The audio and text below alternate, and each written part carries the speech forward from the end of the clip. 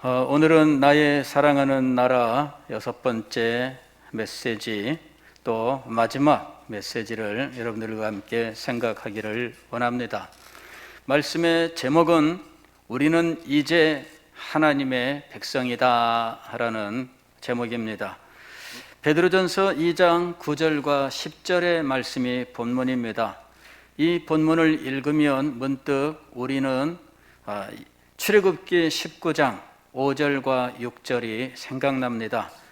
출애굽기 19장 5절 6절은 이렇게 되어 있습니다. 세계가 다 내게 속하였나니 너희가 내 말을 잘 듣고 내 언약을 지키면 너희는 모든 민족 중에서 내 소유가 되겠고 너희가 내게 대하여 제사장 나라가 되며 거룩한 백성이 되리라. 이 말씀은 하나님께서 애굽에서 구원하여 내신 이스라엘 백성들을 신의 산으로 부르셨고 그 신의 산에서 모세를 통하여 이스라엘 백성들에게 하나님의 언약을 내리시고 그 언약식을 거행하게 하셨는데, 이것이 바로 언약의 처음 메시지, 즉 언약의 시작하는 메시지인 거예요. 세계가 다 내게 속하였다. 그러나 내가 너희를 선택하였다라는 말씀입니다. 온 세계가 하나님의 것이지만 그러나 특정한 어떤 존재들을 하나님께서 특별하게 선택을 하셨는데, 너희는 모든 민족 중에서, 이것이 바로 선택입니다. 내 소유가 되겠고 너희가 내게 대하여 제사장 나라가 되며 거룩한 백성이 되리라. 그런데 베드로전서 2장 9절과 10절에서 사도 베드로는 유대인들이 아닌 성도들을 향하여서 지금 동일한 말씀을 하고 있는 겁니다. 그러나 너희는 택하신 족속이요 왕같은 제사장들이요 거룩한 나라요 그의 소유된 백성이니, 이렇게 말씀하고 있어요. 두 구절의 말씀이 서로 지금 이 평행을 이루고 있는 것입니다. 족속과 제사장과 나라와 소유와 백성, 그리고 거룩한이라고 하는 말이 등장을 하고 있어요. 모든 민족과 소유, 제사장, 나라, 백성, 그리고 거룩한이라고 하는 말이 또 출애굽기 19장에 등장을 해요. 이 같은 말들이 지금 양쪽에 등장을 하고 있는 거죠. 사도 베드로의 마음속에 이스라엘 백성들이 신의 산에서 하나님과 언약을 맺으며 언약의 백성이 되는 그 장면이 지금 떠올랐고, 그것을 지금 신약교회 성도들에게 그대로 적용하고 있는 것입니다. 즉 신약의 교회는 이스라엘 백성과 동일한 언약의 백성이라고 하는 말씀입니다. 그러나 성경을 보게 되면 성경 전체적으로 이러한 평행 관계가 존재하고 있는 것을 알 수가 있습니다. 창세기 1장 이하에 보면 하나님께서 온 세계 만물을 창조하십니다. 그런데 이 세상의 모든 피조물 가운데에서 동식물들이 다 있지만 그 중에서 특별히 인간을 선택하십니다.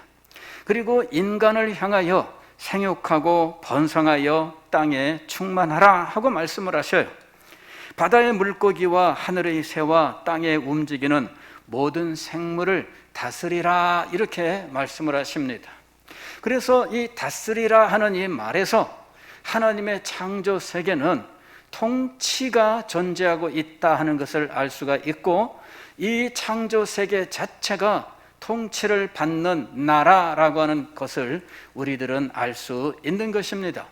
그런데 이 창조 세계를 지금 누구에게 통치하라 하고 말씀하셨느냐 하면 인간에게 말씀을 하셨다 하는 것입니다. 그러나 창조세계 전부를 처음부터 인간이 창조하는 것이 아닙니다. 하나님께서는 창조 세계 속에서 이제 한 장소를 구별하셔요. 그리고 그곳에 에덴 동산을 창설하시는 겁니다. 그리고 처음에는 인간에게 에덴 동산을 통치할 수 있게 하셨던 거예요. 그는 에덴 동산에서 이제 온 땅에 충만하게 되고 온 세상을 다스리게 되는 그 일들을 준비하게 되었던 것이죠. 에덴 동산에서 그는 땅을 개간하고 거기에 곡식을 심고 그리고 각종 식물들을 키우고 그리고 동물들을 다스리는 일들을 그곳에서 연습을 하는 거예요. 그리고 그곳에서 앞으로 그는 온 세상을 향하여 나아가게 될 것입니다. 창세기 1장 28절에 생육하고 번성하여 땅에 충만하라 하셨던 이 말씀, 바다의 물고기와 하늘의 새와 땅에 움직이는 모든 생물을 다스리라 하신 이 말씀, 이것을 사명으로 삼고 에덴 동산에서 차근차근 준비했다가 그는 온 세상을 향하여 나아가게 될 것입니다. 아담과 하와를 통해 이제 인류가 번성하게 되고 그 인류는 이제는 온 세상을 향하여 나아가게 될 것입니다. 그러나 그들은 이 사명을 감당할 수 없게 되었습니다. 그것은 하나님께서 주신 언약을 지키지 못했기 때문이에요. 우리는 이 언약을 흔히 행위 언약이라고 이야기를 합니다. 그러나 제가 하나님의 말씀을 깊이 연구하고 묵상하고 계속해서 그 의미를 밝히려고 노력을 하는 가운데 이 행위 언약이 가지고 있는 의미는 단지 인간의 행위에 대한 이야기가 아니라 하나님의 나라에 대한 이야기다 하는 사실을 알게 되었습니다. 행위 언약은 단지 인간의 행위에 초점을 맞추고 있는 것이 아니라 하나님의 나라를 이루기 위한 하나님의 방법이었던 거예요. 알고 보면 하나님께서 창조 세계를 하나님의 나라로 삼으시고 이 하나님의 나라를 통치하시기 위하여 언약이라고 하는 방편으로 하나님의 백성들에게 그들을 통치하고 계셨다 하는 것입니다. 아담과 하와가 에덴 동산에서 행위 언약, 즉 선악을 알게 하는 나무의 실과를 따먹지 말라 하는 말씀을 들었습니다. 그러나 그것은 언약의 전부가 아닙니다. 언약의 전부는 무엇이냐면 따먹지 말라, 그리하면 너희가 내 말에 순종하였은즉 너희에게 이러이러한 은혜를 주겠노라 하는 것이 언약의 내용이에요. 그러나 순종하지 않으면 너희는 정령 죽으리라 하는 것이었습니다. 그들은 이 언약을 통해서 하나님께로부터 법을 받았던 것이에요. 성경을 보면 언약을 다양한 용어로 표현하고 있는데 하나님께서 축복을 약속하셨기 때문에 혹은 저주를 약속하셨기 때문에 맹세라고 하는 용어로도 표현이 됩니다. 왜? 하나님께서 이렇게 하겠다, 그 굳은 결심, 그의 의지를 표현하는 인간적 용어는 맹세라고 하는 용어예요. 그래서 언약은 맹세라는 말로 표현이 돼요. 또 이 언약은 법이라는 말로 표현이 됩니다. 왜냐하면 이것이 하나님께서 선포하신 법과 동일한 원리를 가지고 있기 때문이에요. 하나님이 선포하시면 인간은 반드시 순종해야 하는 것이지요. 하나님이 법을 선포하셨고 인간은 그 법을 지켜야 하는 것입니다. 그래서 언약을 법이라고도 불러요. 우리는 이 언약을 말씀이라고도 부릅니다. 왜냐하면 이것은 하나님께서 하나님의 입으로 우리에게 선포하신 것이기 때문입니다. 하나님이 말로써 우리에게 주신 거예요. 그래서 때로는 이것을 말씀이라고도 부르는 것이죠. 말씀이나 혹은 하나님의 법이나 혹은 하나님의 맹세나 혹은 그 언약 속에 담겨있는 축복과 저주의 약속이나 그 무엇이든지 사실은 이 언약의 한 면을 우리들에게 보여주고 있는 거예요. 하나님께서는 창조하신 이 세계를 하나님의 나라로 삼으셨고 이 나라를 통치하는 영주로서 인간을 선택하신 겁니다. 그리고 영주인 이 왕은 이제 하나님이 정해주신 법을 순종함으로 그 나라를 세워나가는 거예요. 법이 서지 않으면 나라가 엉망이 되는 것이죠. 법을 세워야 나라가 세워지는 거예요. 그래서 하나님께서는 에덴 동산에 하나의 법을 세우셨는데 이것이 바로 행위 언약이라고 부르는 것입니다. 그런데 인간은 그 법에 순종하지 못하였습니다. 즉 하나님께 대하여 그 법을 거역하는 반역을 저지르게 된 것입니다. 그리하여 그는 에덴 동산에서 쫓겨나게 되었고, 그가 에덴 동산에서 하나님 나라 백성으로 충분히 훈련받고 이 세상을 다스리는 능력을 충분히 가지고, 그리고 이 세상을 향하여 나아가야 되는데 그런 모든 일을 갖추기도 전에 그들은 이 세상에 그만 내던져지고 말았던 거예요. 에덴 동산 밖으로 쫓겨났습니다. 그것은 하나님께서 이 행위 언약을 완수했을 때 주께로부터 더 큰 은혜와 축복을 받고 나아가야 되는 곳이었습니다. 그리하여 온 세상을 에덴 동산과 같은 하나님의 나라로 만들어야 했던 것이지요. 그런데 그들은 그 사명을 감당할 수 있는 모든 능력을 갖추기도 전에 그만 에덴 동산에서 쫓겨나게 되었던 거예요. 타락 이후에 인간들이 어떤 삶을 살았는지에 대해서, 즉 에덴 동산을 쫓겨난 인간들이 어떠한 삶을 살았는지에 대해서 우리는 정확하게 알지는 못합니다. 그러나 창세기 4장 이후의 말씀을 보면 에덴 동산에서 쫓겨난 인생들이 이 세상에서 살기 위하여 열심히 노력하였었다 하는 것과 그들이 고대 세계의 문화를 발전시키며 살았다 하는 사실을 알 수가 있습니다. 때로는 양을 치고 때로는 금은동철 이런 것들을 가지고 도구를 만들고 또 성을 쌓으면서 도시를 이루고 이러면서 점차로 이 세상에서 발전해 갔었던 것을 볼 수 있습니다. 그러나 그들 속에 하나님의 법에 대한 인식이 없어요. 하나님의 법을 지켜야 된다, 그래서 하나님의 나라 백성으로 살아야 된다라고 하는 의식이 그들 속에 존재하지 않습니다. 가인의 후손들이 어떻게 타락의 삶을 살았는지 성경은 말씀하고 있습니다. 심지어는 셋의 후손조차도 가인의 후손들과 동일한 가치관을 가지고 그들 속에 섞여서 살아갔던 모습을 볼 수가 있습니다. 오죽하면 하나님께서 그들을 홍수로 심판을 하셨겠습니까? 하나님께서는 노아와 그 식구들만 남기셨어요. 8명의 식구들만 살리시고 모든 사람들을 심판하시고 마르셨습니다. 노아의 홍수 이전에 존재했었던 세상을 옛세상이라고 부르고 있습니다.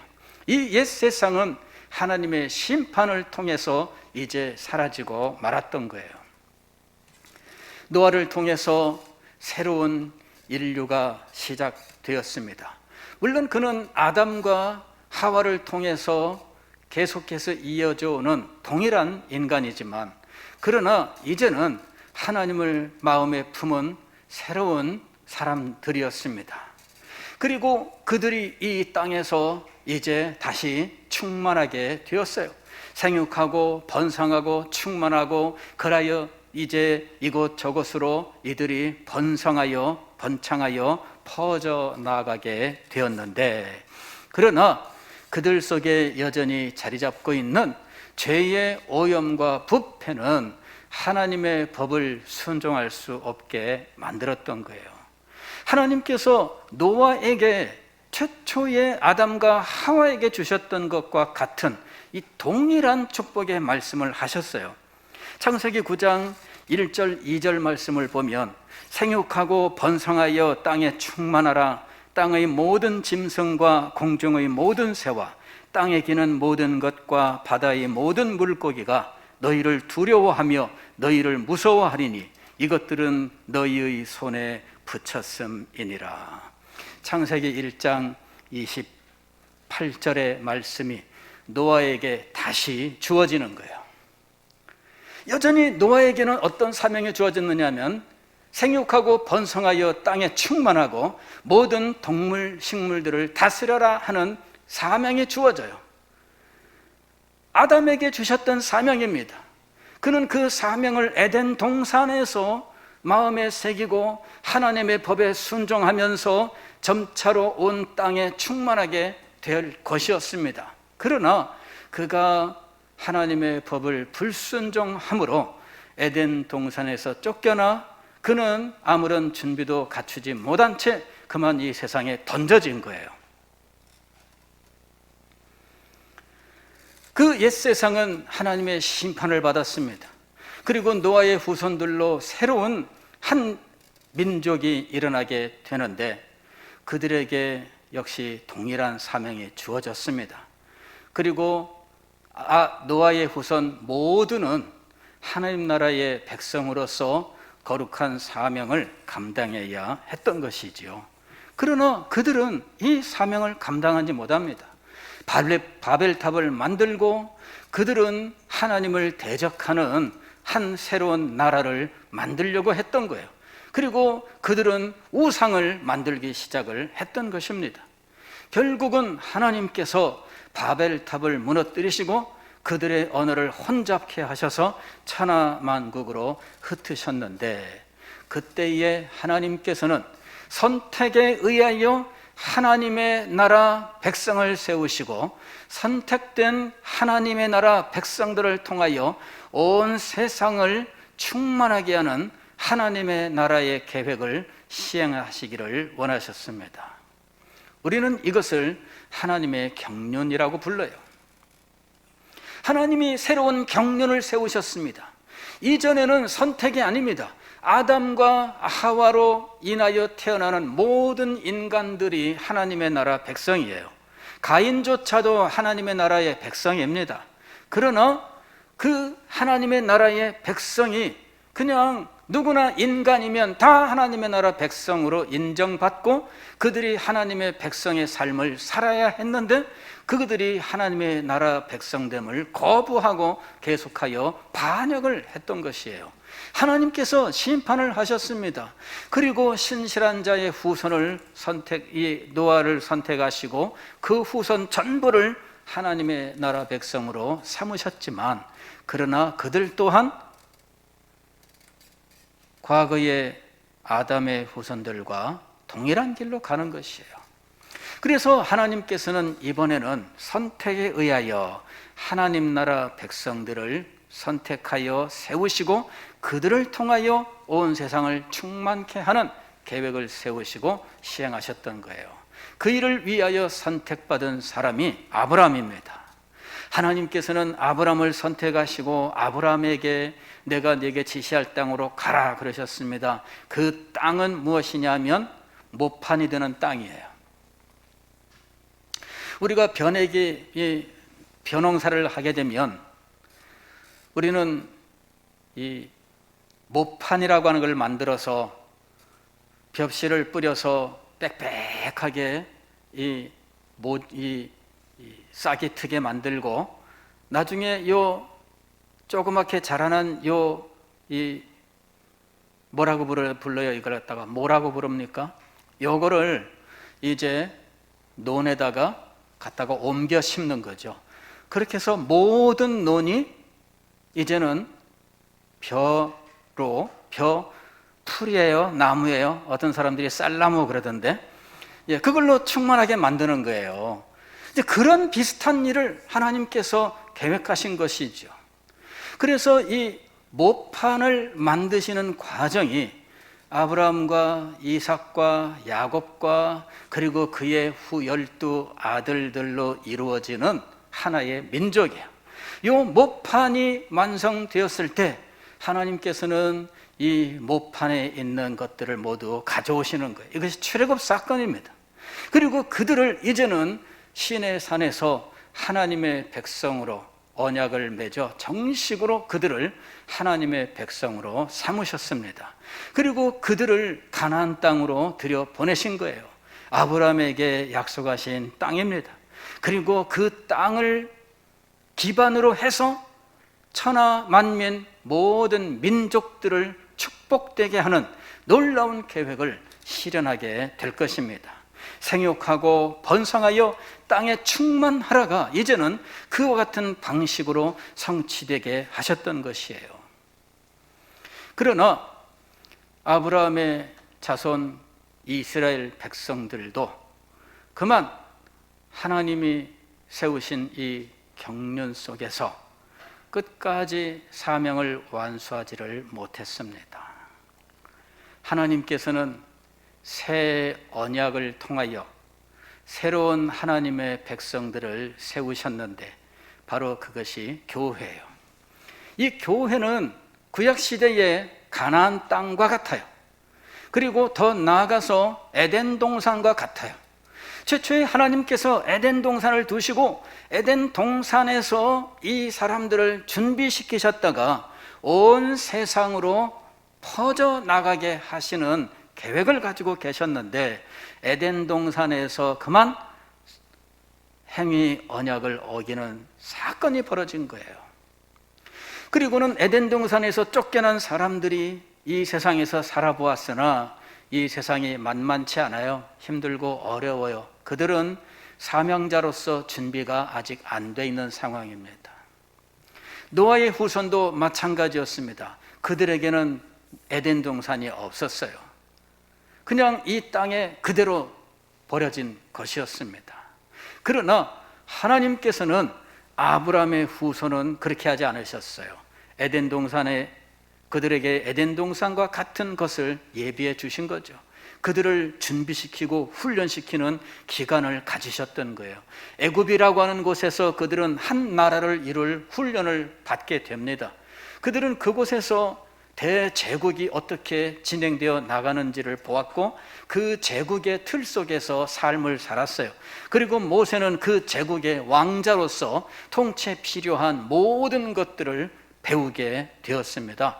그래서 한 나라를 이룰 수 있는 충분한 준비를 갖추고 난 이후에 그들은 드디어 애굽에서 나오게 되었고 가나안 땅에 들어가서 이스라엘 나라라고 하는 한 나라를 이루었던 거예요. 그리고 그 나라를 통해서 세계 모든 나라와 민족이 복을 받게 하시는 것, 바로 그것이 하나님의 뜻이었습니다. 그것이 언약의 내용이었어요. 세계가 다 내게 속하였나니 너희가 내 말을 잘 듣고 내 언약을 지키면 너희는 모든 민족 중에서 내 소유가 되겠고 너희가 내게 대하여 제사장 나라가 되며 거룩한 백성이 되리라. 그리고 그것이 마침내 신약 교회에 이제 이 적용이 된 거예요. 신약 교회는 에덴 동산과 같은 것이에요. 신약 교회는 가나안 땅과 같은 것이에요. 이것이 한 새로운 나라를 이루고 여기에서 훈련받은 하나님의 백성들이 온 세상에 충만하게 될 것입니다. 생육하고 번성하여 땅에 충만하라. 하나님의 축복의 말씀 혹은 명령의 말씀이 오늘 교회에 임한 것입니다. 그래서 교회는 모든 민족으로 제자를 삼아라고 하는 사명을 받고 나가는 거예요. 모든 민족으로 제자를 삼아 아버지와 아들과 성령의 이름으로 세례를 주고 라고 말씀하셨습니다. 내가 너희에게 분부한 모든 것을 가르쳐 지키게 하라 그랬습니다. 이것이 바로 모든 세계로 나아가는 이 최초의 하나님의 축복, 하나님의 명령의 말씀의 시행이었던 거예요. 사랑하는 성도 여러분, 우리는 이제 하나님의 거룩한 백성이 되었습니다. 여러분, 베드로전서 2장 10절 말씀 보면 이렇게 선언하고 있습니다. 너희가 전에는 백성이 아니더니 이제는 하나님의 백성이요 전에는 긍휼을 얻지 못하였더니 이제는 긍휼을 얻은 자니라. 신약의 교회를 향해서 말씀하고 있는 거예요. 이 교회에서 우리는 하나님을 예배하고 이곳에서 하나님의 말씀을 듣고 배우고 이곳에서 하나님 나라 백성의 가치관을 마음속에 새기고 인생관을 가지고 이 세상을 향해 나아갈 겁니다. 이 세상이 하나님 나라가 될 때까지 우리는 나아가게 될 거예요. 이 세상을 하나님의 나라로 만드는 첫 발짝은 복음화지요. 그러나 복음화가 하나님 나라의 완성이 아니에요. 그들이 이 세상에서 하나님의 뜻을 마음에 품고 하나님의 거룩하심을 가슴에 품고 이 세상의 문화를 거룩한 문화로 만드는 일을 해 나갈 때, 그때 이 세상은 비로소 하나님의 나라로 완성되는 것입니다. 그 사명이 우리에게 주어져 있는 거예요. 우리가 왜 이 세상을 살아가고 있습니까? 우리가 이 세상을 변화시키기 위해서입니다. 최초의 아담과 하와가 받았던 사명이 바로 그것이었습니다. 그들은 에덴 동산을 떠나 이 세상을 향해 나아가야 했습니다. 그러나 에덴 동산을 떠나기도 전에 그들은 그만 쫓겨나고 말았던 거예요. 이스라엘 백성들은 이 세상을 향하여 나아가야 했습니다. 그러나 이 세상을 향하여 나아가지도 못한 채 선민의식 속에 빠져서 우리는 택한 백성이다라는 생각에 빠져서 이방인들을 개와 돼지로 여기면서 그들과 교제하지 않으면서 그들 속에 들어가지 않으면서, 그럼에도 불구하고 그들이 가지고 있었던 우상을 받아들이고 그 실리주의, 복리주의 세계관을 받아들이고 그 가치관을 품으면서 이 세상과 똑같은 상황이 되어버리고 말았던 거예요. 이스라엘 백성들은 선민의식은 가졌으나 그들 속에 거룩한 나라의 뜻이 없었습니다. 그래서 그들이 버림을 받게 된 거예요. 우리가 이제는 하나님의 백성입니다. 너희가 전에는 백성이 아니더니 이제는 하나님의 백성이요, 우리에게 거룩한 하나님 나라의 뜻이 주어졌습니다.